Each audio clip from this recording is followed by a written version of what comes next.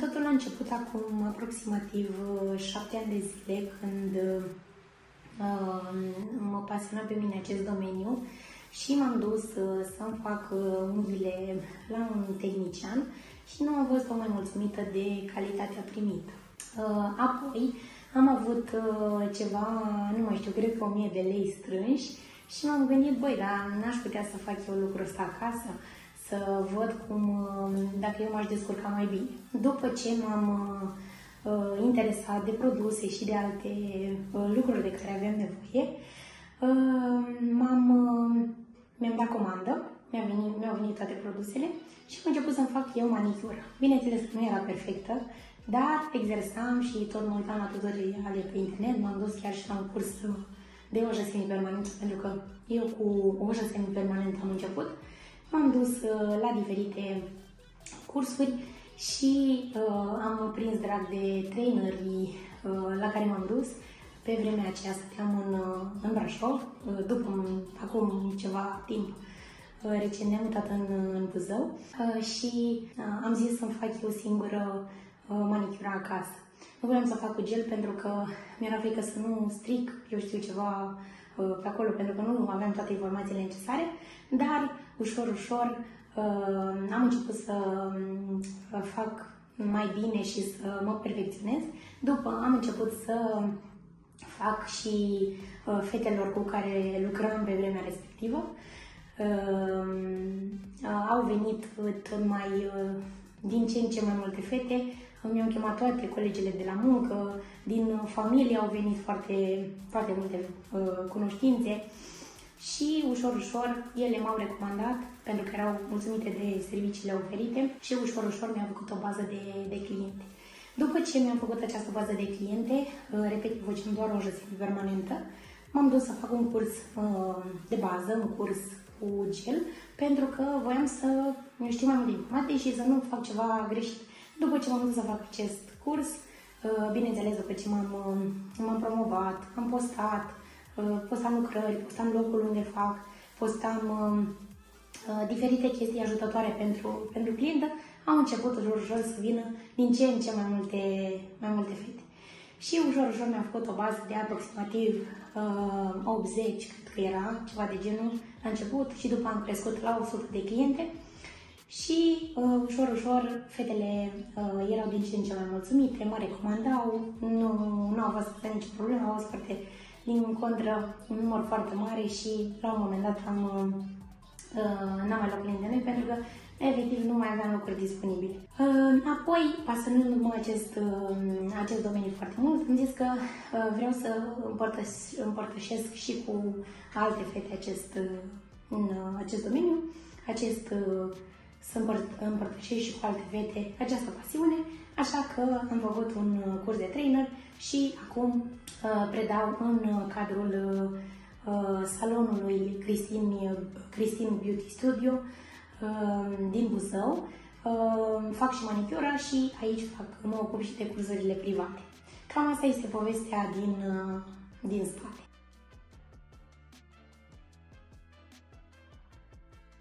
Păi, întotdeauna ca și tehnician am știut să mă diferențiez, să-i ofer mai multe clientei mele și anume, contează foarte mult fidelizarea clientei, contează foarte mult să te înțelegi, să fiți pe aceeași lungime de undă, să aveți subiecte în comun.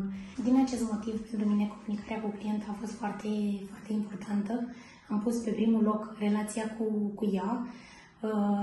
Și de fiecare dată când venea la mine, o făceam să se simtă foarte bine, vorbeam cu ea despre anumite subiecte, poate în altă parte nu putea să facă acest lucru. Bineînțeles că nu ceea ce vorbeam noi între noi rămânea strict între noi și nu discutam cu alte cliente. Bineînțeles că o serveam cu o cafea,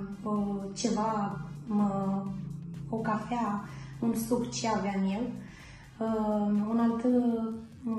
Un alt criteriu foarte important a fost micile atenții. De fiecare dată când erau sărbătorile, bineînțeles că o surprindeam cu mică atenție, nu trebuia acum să fie ceva foarte, foarte mare, ci o mică atenție, nu știu, o pilă, un ulei de cuticule, o bombonică și ele erau foarte, drăguțe, la fel și ele îmi arătau grija printr-o mică atenție. Și cred că ăsta a fost, să zic așa, punctul culminant, modalitatea de diferențiere dintre alți tehnicieni și ăsta a fost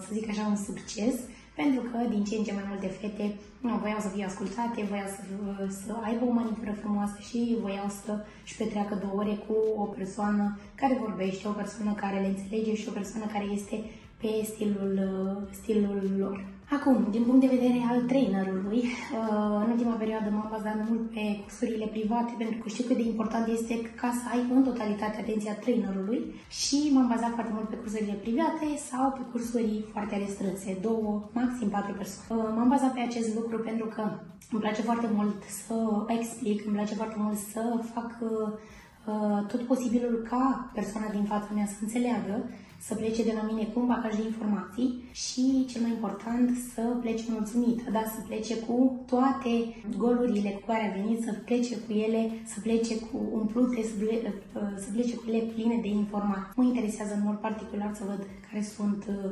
lacunele cu care ea vine la curs, de asta îmi place să fac cursul în grupe foarte strânse, optez mai mult pentru cursurile private, pentru că îmi plac foarte mult și așa și sigur că mă pot ocupa de persoana respectivă care alege să facă cursul cu mine.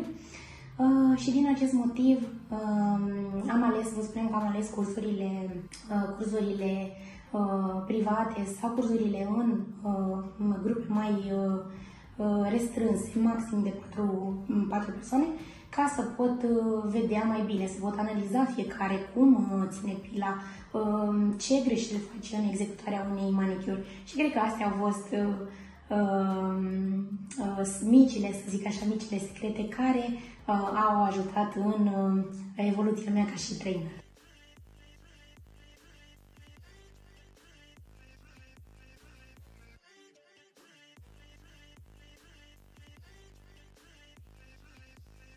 Stilul meu de predare este unul destul de simplu.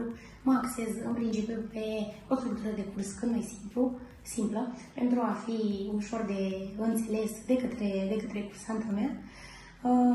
Structura cursului privat este următoarea. Prima dată ne ocupăm de partea teoretică, de informațiile pe care tu trebuie să le știi ca și tehnician, informații ajutătoare. Apoi demonstrația și apoi partea practică, unde se lucrează de către cursantă sub atenta mea supraveghere. Cum asigur că fiecare cursantă înțelege, fiind cursul privat sau cursul în grup restrânsă, asta am considerat că ajută foarte mult cursanta să ofere foarte mult, să stea cât mai mult și să înțeleagă foarte, foarte bine tehnicile pe care eu le predam. Bineînțeles că lucrările sunt verificate, nu intră nimic în lampă fără verificare. Dacă este ceva greșit, bineînțeles, totul se dă jos și se ia de la capăt. Cam asta este stilul de predare pe care eu m-am axat în toți acești ani și până acum a fost unul foarte, foarte bun. Consider că dacă te bazezi pe simplitate, fetele apreciază mai mult, pe naturalețe. Eu sunt foarte naturală și îmi place să zic lucrurilor pe șleau, dacă nu-mi convine ceva zic, dacă eu consider că nu e adecvat un lucru, îl zic, nu am nici cea mai mică problemă. Și ăsta cred că a fost un alt succes, un alt lucru constructiv, să-i zic așa.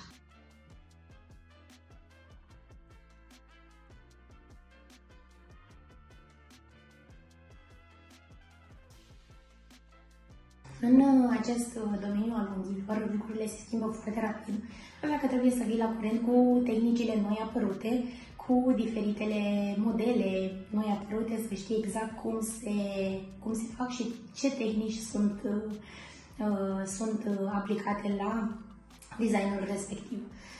Din punctul ăsta de vedere, mi-e place foarte mult să analizez pozele de pe rețelele de specializare și după să le reproduc. Asta este un mic truc pe care eu l-am învățat de fiecare dată când apare ceva nou, încerc și eu să fac acest lucru și să îl îmbunătățesc prin tehnicile pe care eu le știu, chiar să-i aduc ceva lucruri mai interesante, să-l fac mai interesant.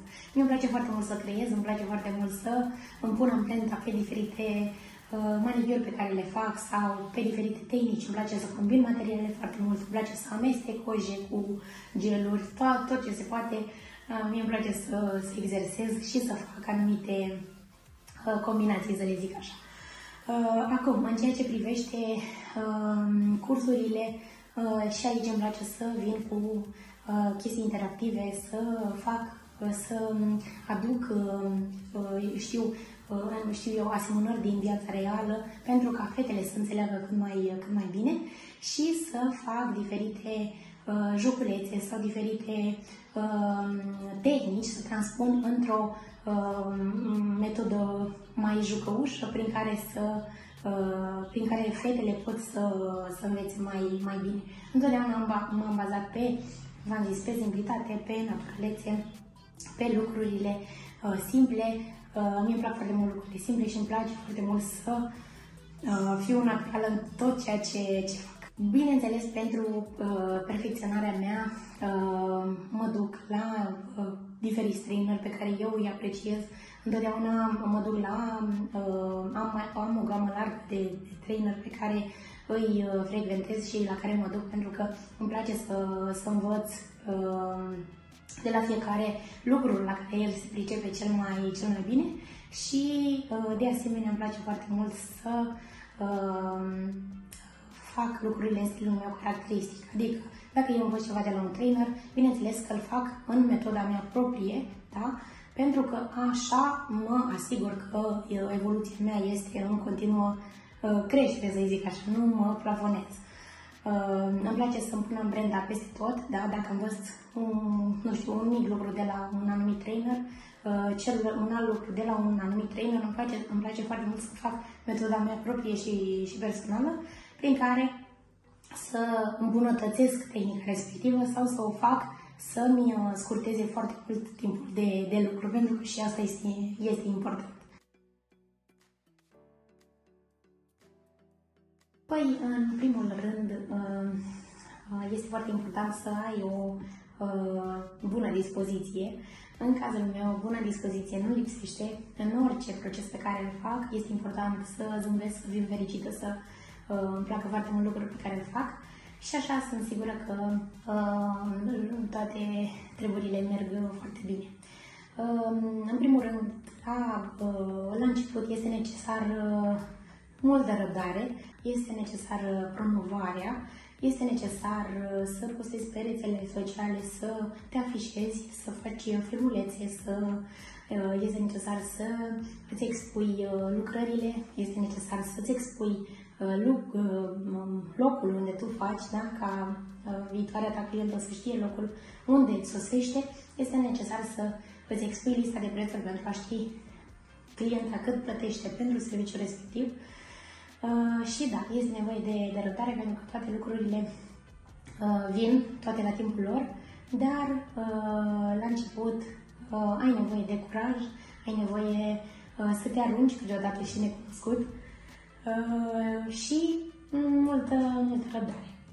Un alt sfat pe care aș vrea să-l ofer fetelor care sunt la început de drum în această frumoasă meserie este să facă un curs de bază, da, pentru a ști exact în ceea ce se bagă, un curs să vadă exact dacă această meserie este pe placul lor, dacă au răbdare, dacă sunt, eu știu, înțelegătoare cu clientele, dacă nu strâmbătinați la fiecare model cu care vine client, nu-mi place aici. Deci este foarte important să știi că această meserie este pentru tine. Un alt sfat pe care aș putea să-l dau fetelor este cel al plafonării. Dacă simți că te-ai plafonat, simți că nu mai faci, știu eu, manicuri, nu mai ești mulțumită de calitatea manicurii, dacă nu ești mulțumită de, nu știu, de cum arată unghia la final, dacă nu ești mulțumită de designul pe care tu îl faci, da? Este necesar să faci un curs. Asta este un indicator foarte bun. Un indicator al faptului că este necesar să faci un curs, să te duci mai departe la nivelul următor și să schimbi puțin tehnica de lucru pentru a avea un flow mai bun. Un alt sfat pe care aș putea să-l dau fetelor este să nu-și piardă încrederea în procesul pe care îl urmează, pentru că știu și am trecut prin asta. La început poate fi puțin mai dificil, dar cu instrumentele potrivite, cu promovare, cu postare, cu afișare, da? Nu ai cum să dai greș niciodată.